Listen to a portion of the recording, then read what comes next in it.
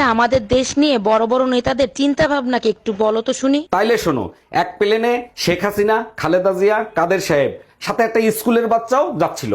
হঠাৎ করে প্লেনের সমস্যার কারণে প্লেন থেকে সবাইকে নামতে হবে, কিন্তু প্যারাশুট একটা কম ছিল। তখন কাদের সাহেব বলল, আপনারা দুজন আগে দেশ শাসন করছেন, আমি করি নাই, তাই আমার বেঁচে থাকা জরুরি, তাই আমি একটা প্যারাশুট নিয়ে লাফ দিলাম। আচ্ছা, এবার খালেদা জিয়া এসে বলতেছে, আমি বিগতকালে অনেক উন্নয়ন করছি, ভবিষ্যতে উন্নয়ন করতে চাই, তাই আমারও বেঁচে থাকা জরুরি, তাই আমিও আর একটা প্যারাশুট নিয়ে চলে গেলাম। এবার শেখ হাসিনা এসে বাচ্চাকে বলতিছে, তুমি দেশের ভবিষ্যৎ, তাই তোমাকে বেঁচে থাকা জরুরি, তুমি একটা প্যারাশুট নিয়ে চলে যাও। তখন বাচ্চাটা বলল, ম্যাডাম প্যারাশুট তো দুটাই আছে, জিএম কাদের সাহেব তো আমার স্কুলের ব্যাগ নিয়ে লাফ দিছে। Bye bye, tata, good bye, Gaya.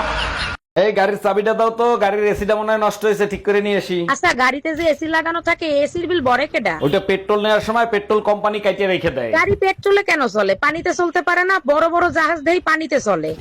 हम इसका पति है, हमको सिर्फ फांसी का सजा चाहिए।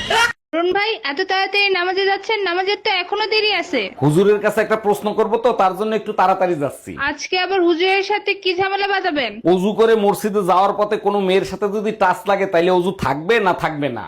অজু থাকবে কিনা এটা হুজুর বলতে পারবে, কিন্তু ভাবি চাইলে হাত পা ভাঙবে এটা জানি।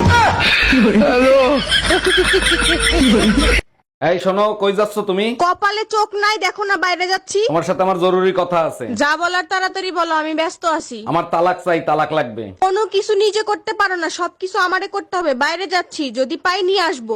हम इसका पति है। এই ঘরে এসি লাগাইছো, টাকা পাইছো কোথায়? আমার কাছে 1000 টাকা ছিল, সেই টাকা দিয়ে কিস্তিতে এসি লাগাইছি। বাকি টাকা কি তোর বাপের বাড়ি দিয়ে এনে দিবি? আমি 1 টাকাও দিতে পারবো না। 3 মাস কিস্তি না দিলে এসি খুলে নিয়ে যাবে। গরমের 3 মাস চলে গেলে এসি দিয়ে কি করব? ভাই, থাল বাসন কাপড় চোপড় ধোয়া কমপ্লিট, আর কি করতে হবে? সাবাস। এই তুমি দুপুরে কি খাবা? ভুনা খিচুড়ি রান্না করো। সোহেল, বুনা খিচুড়ি রান্না করো। এই তুমি আমার ভাইরে দিয়ে রান্না করাচ্ছ? তোমার ভাই বিয়ে করতে চাইছে, তার জন্য তার প্র্যাকটিস করাচ্ছি।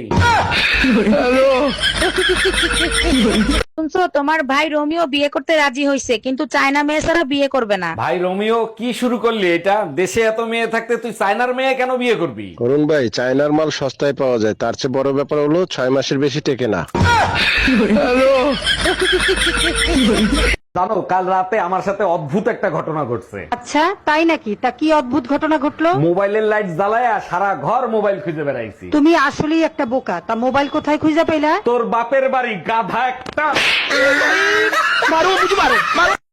আপনার লিভার একেবারে খারাপ হয়ে গেছে, মদ খাওয়া ছাড়তে হবে, তা না হলে আপনাকে বাঁচানো যাবে না। আচ্ছা ডাক্তার, আঙ্গুর ফল, ড্রাই ফ্রুট, পানি এগুলো খাওয়া যাবে? হ্যাঁ যাবে, তাতে সমস্যা নাই। এইগুলো দিয়েই তো মদ তৈরি হয়, তাহলে মদ কেন খাওয়া যাবে না? ছাদের থেকে পানি আর ধুলোমাটি যদি আপনার মাথায় মারি তাহলে কি লাগবে? একদম লাগবে না, সব বাতাসে উড়ে যাবে। এবার সেই পানি মাটি দিয়ে যদি ইট বানাইয়া আপনার মাথায় মারি তাহলে? Bye bye, tata. ইয়ে বলছি, তুমি হোয়াটসঅ্যাপে আছো? না না, আমি তো বাড়িতে আছি। মানে বলতে চাচ্ছি, তুমি কি হোয়াটসঅ্যাপ ইউজ করো? না না, আমি তো ফেয়ার অ্যান্ড লাভলি ইউজ করি। তুমি কি হোয়াটসঅ্যাপ চালাও? না, আমি তো চালাতে পারি না। তুমি চালাবে, আমি পিছনে বসবো।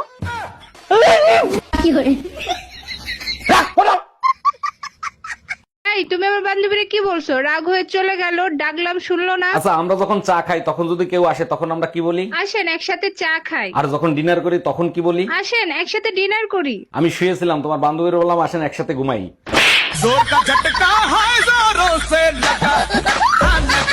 তুমি আমারে একটুও ভালোবাসো না, তোমার সাথে আর কোনো কথা নাই। ওরে আমার বাবুটা, রাগ করে না সোনা, তুমি সব সময় আমার মনের ভিতরে থাকবা, কারণ আমার স্বামী তোমাকে ঘরে ঢুকতে দিবে না। এবার একটু হাইসে দেখাও। বাবু, বাবু 2000 টাকা দাও না, বাইরে আমার পার্সেল আছে। 2000 টাকা কেন? তোমাকে আমি ফুটা করেও দিব না। বাবু প্লিজ ধার দাও না গা। আগে যেগুলা ধার নিছো সেগুলো আমাকে আগে শোধ করো, তারপর। এবার তোমার কসম করে বলছি, এবার তুমি বেতন পাবে, তোমাকে সব টাকা আমি শোধ করে দিব। আপনি তো আমাকে স্কুলত মাস্টারি করার জন্য ইন্টারভিউ দিবে যাচ্ছেন, কোন তো সবচেয়ে ভয়ঙ্কর ভাষা কোনটা? স্যার, বাংলা ভাষা সবচেয়ে ভয়ঙ্কর। কি করছেন এল্লা? বাংলা তো আমাদের মাতৃভাষা, ভয়ঙ্কর হলো কেঙ্কা করে? এই ধরেন, কেউ কলো যে আপনি ছেলে মেয়ে লে শুতে আসেন, তাহলে সগলে আপনি ভালো মনে করবি। আর যদি কেউ কয় যে আপনি মেয়ে ছেলে লে শুতে আসেন, কথা কিন্তু একই, কিন্তু এটা শুনলে আপনি বিচি সিদ্ধ করে ভর্তা বানিয়ে খাবি। হ্যালো, গোলাপি বাস কাউন্টার থেকে বলছি, বলুন আপনার জন্য কি সেবা করতে পারি। ম্যাডাম, আপনাদের পিঙ্ক বাসে আমার বউ ঘুরতে যাবে, তাই একটা টিকিট বুকিং দেওয়ার জন্য আপনাকে ফোন দিছি। খুব ভালো কাজ করছেন, বলেন আপনার বউকে কোথা থেকে কোথায় পাঠাতে চাচ্ছেন। ম্যাডাম, ঢাকা থেকে সোজা গোরস্থান। যার বউ নাই তার কি সমস্যা হয়? যেই ছেলের বউ নাই ওই প্রতি রাইতেই কান্দে, আর যার বউ আছে? যার বউ আছে ওই দিন রাত সমানে কান্দে। ও শুনছো, একটা কথা বলবো, মারবে না তো? মারবো কেন? আমি প্রেগনেন্ট। আরে এটা তো খুশির কথা। তুমি খুব ভালো জানো তো, বিয়ের আগে যখনই বাবাকে বলতাম খুব মারতো।